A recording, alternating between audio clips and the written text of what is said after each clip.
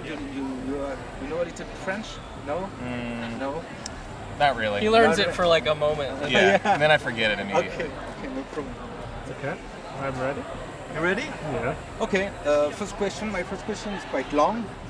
In the worldwide musical landscape, it's rap, hip-hop, or R&B, and also the trap.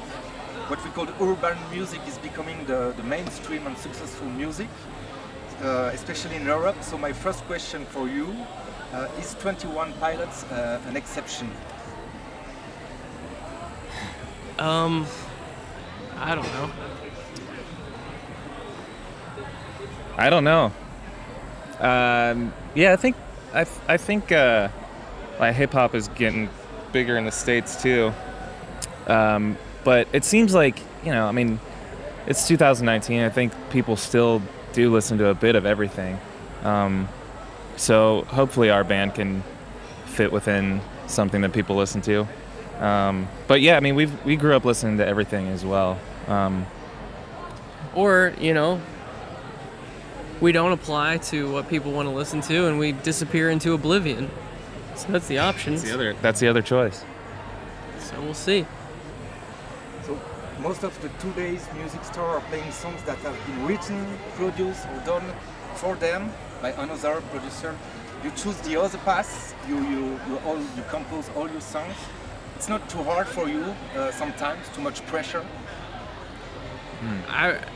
I would definitely say that there was a lot of pressure into going into this last record, deciding to write and record it all ourselves. I think that the ability to tap into that pressure and to use it as fuel for your decision making inside of songwriting, turning left, turning right, looking back at it now, a year later, being so proud of it and being excited about it, not getting sick of it. When we play hundreds of shows a year, and I can't imagine getting up on stage that many times and singing someone else's song or a song that someone else, wrote for us or produced for us or that we didn't have a part of. I think a lot of artists do that. And I think that's why they get burnt out, because that song isn't theirs. So it's almost imperative for us to write our own music to also survive in the touring world that we're currently on. So nice, thank you. We are in a digital era where a musician can make an album only on their computer.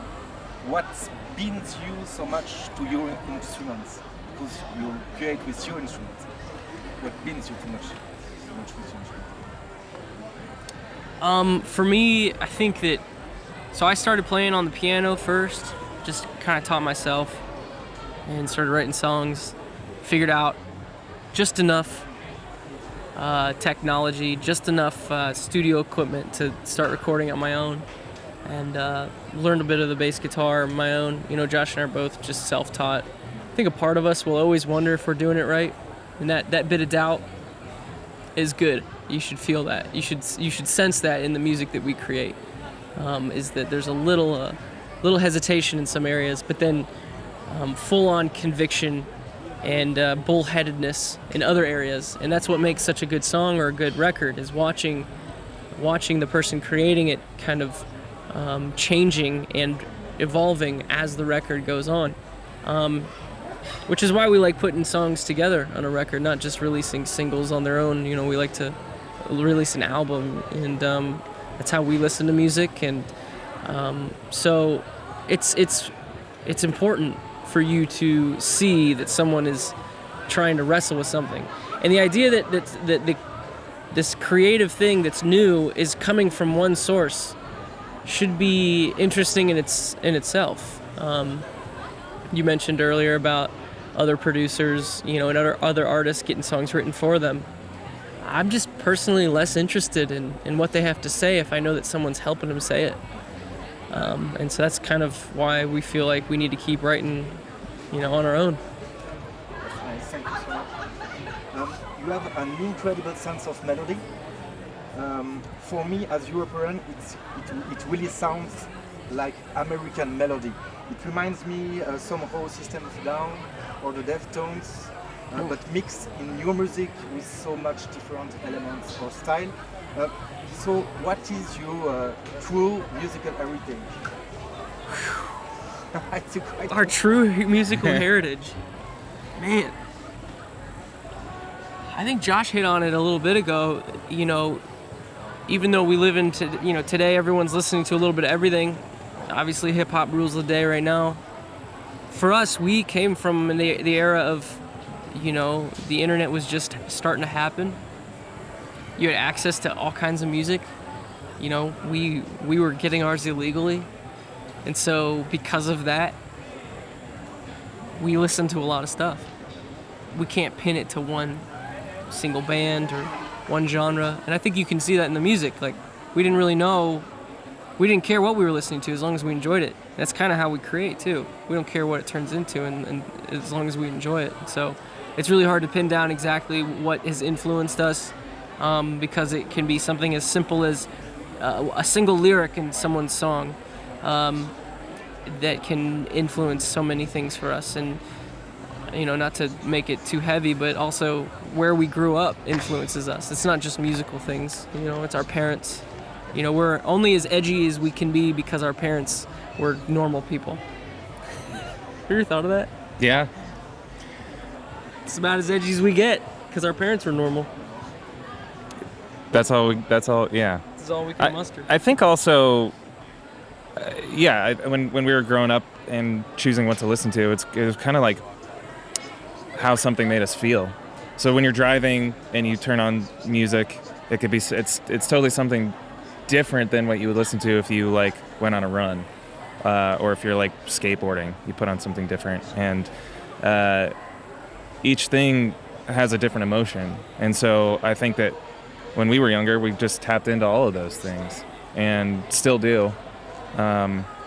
So yeah, it is hard to pinpoint that. You can jump from reggae to rock to pop to rap. How do you order that when you are in a creation in the studio? It's really hard to tell which direction you're going to go inside of a song. You start with a kick drum or you start with a simple chord progression. A lot of it's just luck. What thing did I accidentally do there? And you follow it. And then one thing leads to another, and then you accidentally do something else that you thought was just going to be a part of this whole idea you've been working on this whole time, but then you realize everything you've been working on is actually terrible except for this one tiny little idea. So then you get rid of everything else, and then you start with that one idea that you got from going along the journey of everything else, and then you take that and then you start building off of that, and then you realize everything is bad except for this one other thing. So it's like this versions of itself as you create songs. And so when you ask how do we decide what genre music we're gonna, what type of song we're gonna write today, and how it's so complex, and the journey is such a web of decisions. The only really way to answer the question is to say that the song itself has a bit of morality. It has its own mind, and you would listen to it and you follow it, and that's how we got here. Can I have one last question? Mm-hmm. One last. Your community of fans is huge. Really, they love you. It's strange, new album My Way to thank them after the success of Blurry Face. Yeah, I think in a sense, after everything that happened with Blurry Face, we knew that we had gotten the attention of a lot of people, and we wanted to. I don't know. It got big. And we knew that when we wrote a new record, we wanted it to hit home for our fans, our core fans, people who understood where we were coming from. Not that they were old fans, they could be people who just found out about us in that cycle, but that they dove in and they wanted to be a part of it. I think that Trench inherently leans more into a narrative that is a bit deeper than the surface level songs that you hear today. And so it requires a little bit more research for someone to fully understand. And that makes, I guess in a sense, it is a record for our fans. Thank you. Thank you. Thank you very much. Thanks.